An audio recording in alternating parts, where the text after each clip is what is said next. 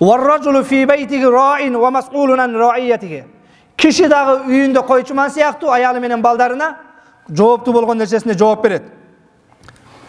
Пайгамбарыбыз ар бириңер койчуман сыяктуусуңар дейт. Кээде жайда койчуга кой бергендер бар араңыздарда. Алар жакшы билет. Жазып коет. 7 тасы козу, 10 тасы катта кой деп. 2 тасы кочкор деп. Күздө келгенде ошол список менен алат. Бүгүн дагы номери бар. 2717 деген. Номерине карап бул меники эмес, меникинин номери моундай болчу деп туруп, ар бирин түгөлдөп алат. Койчу ошону жоготуп койбой деп жайы менен 3 ай 4 ай карап келет. Пайгамбарыбыз койчуга окшотот үйдөгү аталарды. Койчу сыяктуусун эртең Кудайдын асына барганда ар биринин номерине карап, жашына карап сурап алат дейт. Аял дагы мына ошол үйдө жооптуу ва мас'ула ан рa'iyatiga, күйөөсү берген байлыкка, алып келген тамак ашка, балдардын тарбиясына аял дагы жооптуу дейт. Ya eyyuhallazina amanu qu anfusakum wa ahlikum nara wa quduha an-nas wal hijara. O imandуулар, өзүңөрдү жана үй бүлөңөрдү тозок отунан куткаргыла. I'malu bi ta'atillah. Allah'ın moyun sunuğa amal kılgıla. Vattaqu ma'asiyallah. Allah'a günah kılıdan saktangıla. Wa muru auladakum bimtisalil awamir. Allah'ın buyruklarını atkarganga baldarыңарга buyruk bergile. Wa ijtinabin nawahi. Allah tiygan nerselerden tiyganды үйrötküle. Fazalika wiqaya lakum wa lahum minan nar. Mana oşol adalaramды үйrötүү özüңөрдү жана балдарыңарды тозоктон кутулуусуна себеп болот дейт, урматтуу жамаат. Wa ana mahil habib. Сүйүктүү менин бүгүн жумага келген бир тууганым. Annal abna yuraqibuna al-aba. Балдар чындыгында аталарды күзөтүп турат, карап турат. Wa yuqaddimuna bi fi'alihim. Yaqtaduna bi fi'alihim. Atalar qaysil işti kısa oşonu duuraşat. Waj'al abna'aka yarawnaka fi sura tayyiba. Baldarың seni daim жакшы балда көрүшүнө аракет кыл. Yarawnaka wa anta tuaddi faraidillah. Baldarың daim senin Allah'ın şariatını urmattagан, ibadetinde beken bolgon awalыңda көрсүн, урматтуу бир тууганым. Чындыгында 1000 жолу айткандан көрө бир жолу жасап көрсөткөн бала тарбиясында таасирдүүрөөк болот экен. Peygamber sallallahu aleyhi ve sellem 7 yaşta baldarыңарды буйругула дейт. Бул сөздүн маанisi Peygamber başka bir sözünde айтат. 7 жашар бала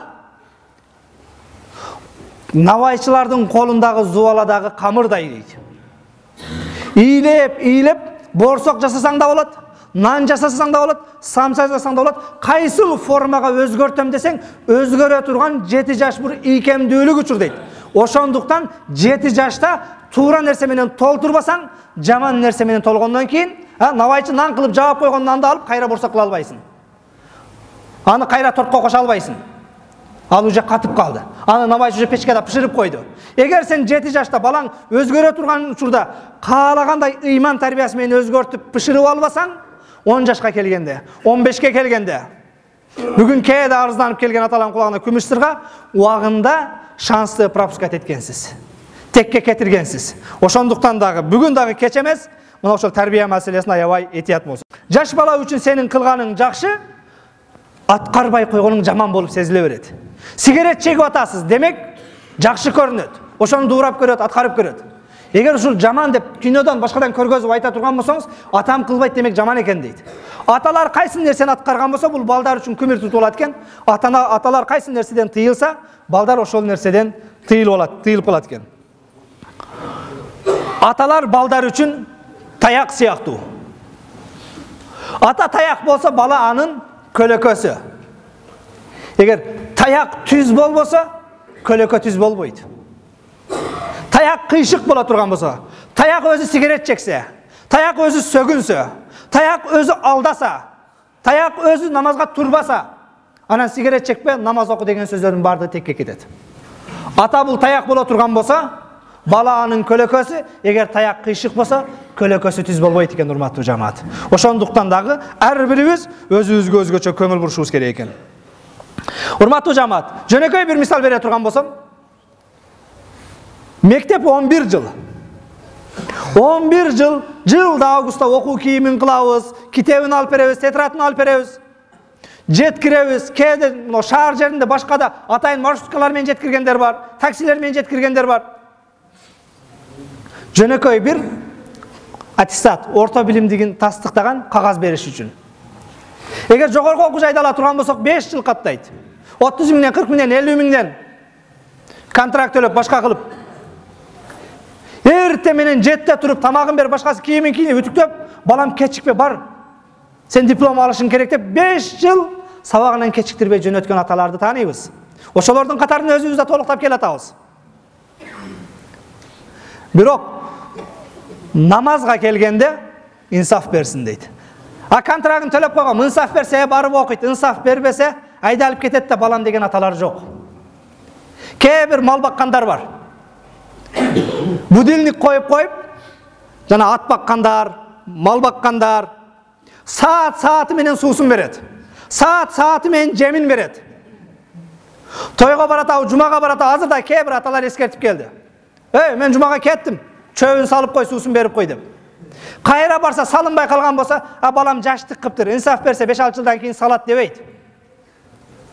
1 саат кеч суу ичсе, ошол үйдө катастрофа.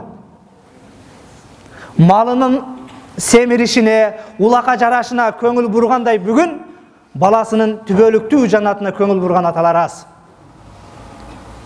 Намазга жетелеп кел. Жаман көрбөңүздөр, мына бизде 5 вакыт намазда дагы бир катар алаң болуп атабыз, ушундай чоң мечитте. Биздин жайгашкан жерибиз шаардын так ортосу. Бир эле подъезден түшө турган болсо мечит болуш керек өзү. Канчалаган домдор бар, башкалар бар. Келип аткан ошол бир катар аксакалдар бирден небересин жетелеп келсе 2 катар болобуз. Баласын кошо жетелеп келсе 3 катар болобуз. Неге балаңыз келбейт, неге неберең келсе, дамалай эми инсаф берсин дейт. Инсаф берсин деп дүйнө ишинде дагы айтсаңыз анда макул эле. Дүйнө ишинде инсафына карабайлы мажбурлап атасыз. Айтып атасыз. Жана мен жогоруда айткандай, сааты менен суусун ичип атат. Сааты менен кечиктирбесен такси келип сабагын алып кетип атат. Жөнөкөй бир диплом, кагаз алыш үчүн. Ал дипломду алган бүгүн биздин жарандарыбыздын %80-70% диплом шкафта чаң басып жатат, пайдасы тийген жок. Бирок жараткан Аллах Таала сиздин балаңызды, өзүңүздү, небереңизди 5 вакыт намазга чакырып атат.